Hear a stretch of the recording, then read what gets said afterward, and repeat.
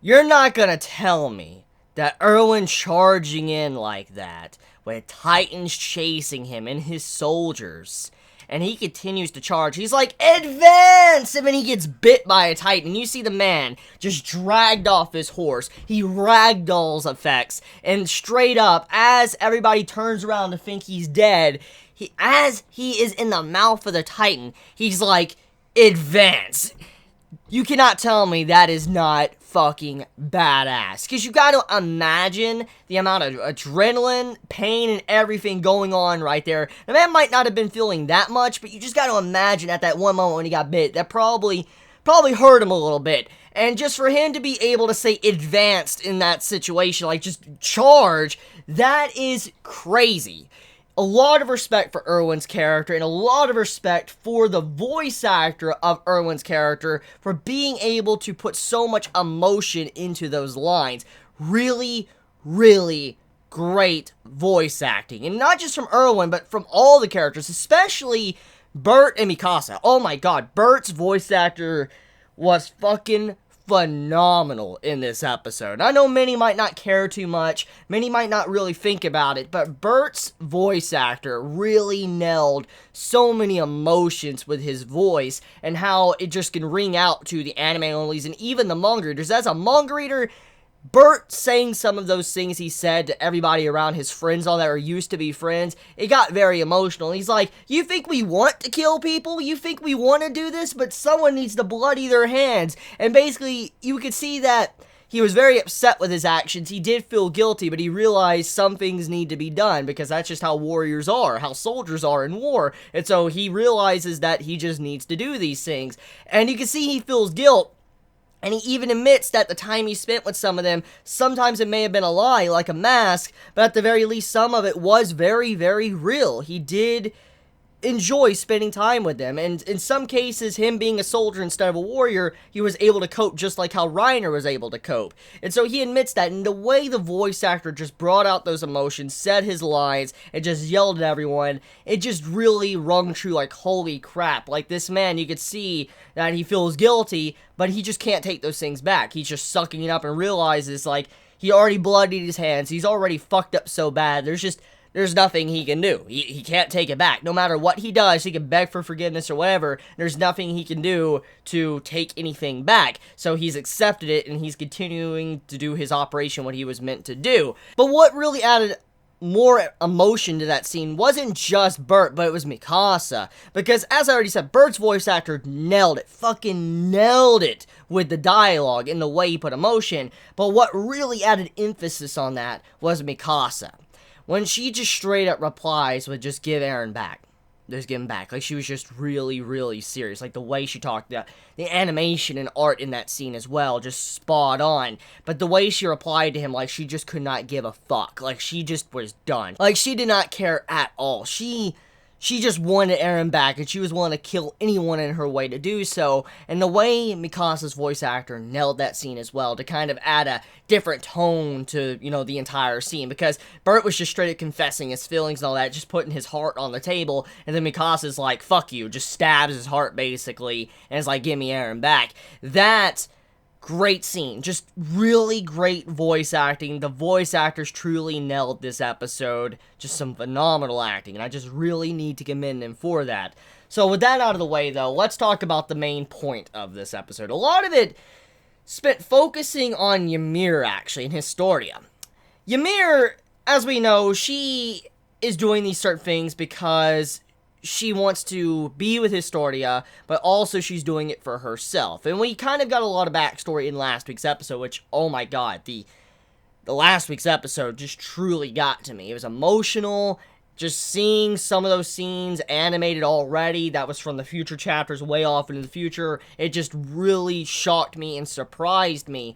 But seeing how that was done, it added more weight to this episode, and it added clarification of why Ymir is doing some of the things she's doing, and why she would go so far. And you can really see why Historia would go that far, why she understands Ymir, why she wants to be with Ymir, and realizes that Ymir wants to protect her or whatever. You can see that, and I truly love that. I love Ymir and Historia's interaction with each other. It's a really pleasant experience, so to say. Like, it really adds an interesting dynamic, because the way these characters, talk with each other, you can see that they have mutual respect. Ymir realizes she's a sack of shit for what she has done. She realizes what she's doing to Historia and how she's basically using her, but at the same time, though, she cares deeply for Historia, and you can see Historia cares deeply for Ymir, and Historia realizes this as well. She realizes that, Ymir cares deeply for her, and so the way their chemistry is as characters, it really adds much more life to these scenes, especially after last week's episode with all that backstory. And like I said, a lot of that backstory was not in the manga at the time when this scene happened, so we really didn't have any explanation for some of Ymir's actions, and now with it already being shown, it just makes these scenes so much more impactful. It gives more oomph to it, to where you're like, holy crap, you feel sad for Ymir, and you don't necessarily hate her.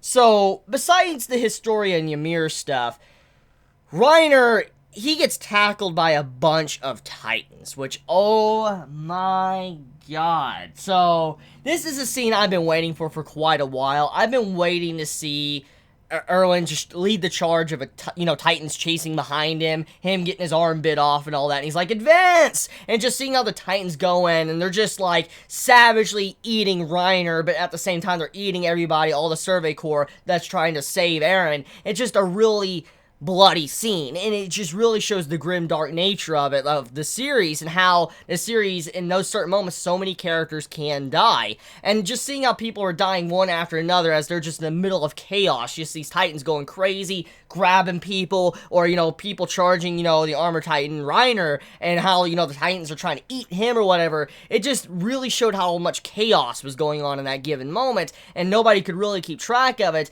and anyone could get hurt or die in any moment, and Mikasa just charged blindly through it because she wanted Eren back, and because of that, she actually got injured. We even see that she got her ribs kind of crushed or broken, because the way a Titan grabbed her, you could hear some of the bones like cracking or popping, so it shows that most likely her bones are just probably shattered on one side, and she definitely cannot move properly for a good long while, which leads into the conflict towards the end of the episode, which is the Smiling Titan finally popping back up.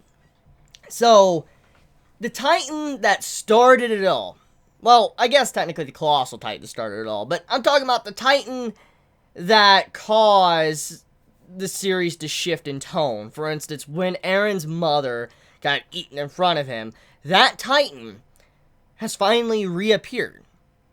And Eren and Mikasa have come face to face with it. It's like coming face to face with their nightmare. Coming face to face with the very being that destroyed their entire world. Yes, Reiner, and yes, Bert, they both destroyed Eren's entire town, and they ruined everything, killed thousands of people. But if we're talking about the exact person that did it, like, who killed his mother, that was the Smiling Titan that was walking up. And it's a very grim thing to do for the cliffhanger of the episode, because, like, Eren's gonna freak out because he remembers this creature. He remembers this Titan and what it did to his mother. Mikasa as well. And think about it. Mikasa can't move right now. She's in a very similar state as how Eren's mother was. Remember, Eren's mother couldn't move. She was crushed by the house. And now Mikasa, her ribs are pretty much shattered. Maybe her leg's broken as well.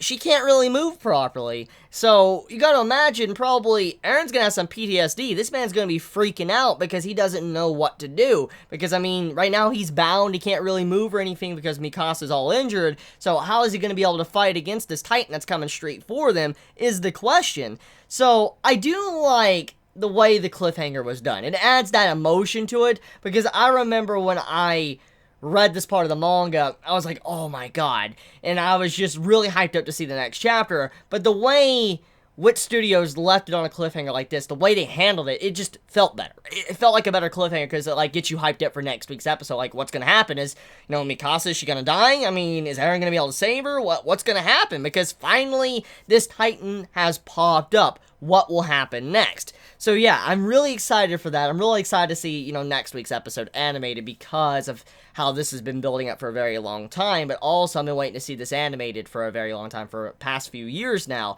So yeah, besides all of that, I say that this episode had one other scene I needed to talk about, which focuses on Armin. So Armin, he had a scene with Bert and Reiner where he's like, you know you're leaving a comrade. You're leaving Annie behind. Are you fine with that?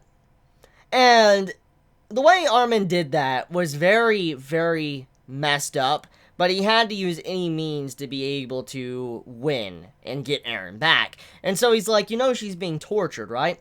She's being tortured every single day. She's not getting a moment's rest. She won't be able to die. They'll keep her alive, but they will torture her every single day. And you can see how this really affected Reiner. It really affected Bert, and they were really upset, and they were, like, shocked about this. And the way Armin said this, it made them realize, holy crap, oh, can we do this? Can we leave her behind? Because they realized that she's going to be suffering for a very long time. That was a great scene as well, just showing what Armin would do to save Eren, and also showing what he's willing to abandon to be able to save someone. So that definitely was a wonderful scene too. Also, great voice acting by Armin's voice actor, so, you know, props to him. But anyways, let me know your thoughts in the comments below. You all have a wonderful day or night wherever you live. Please be safe. Chibi out.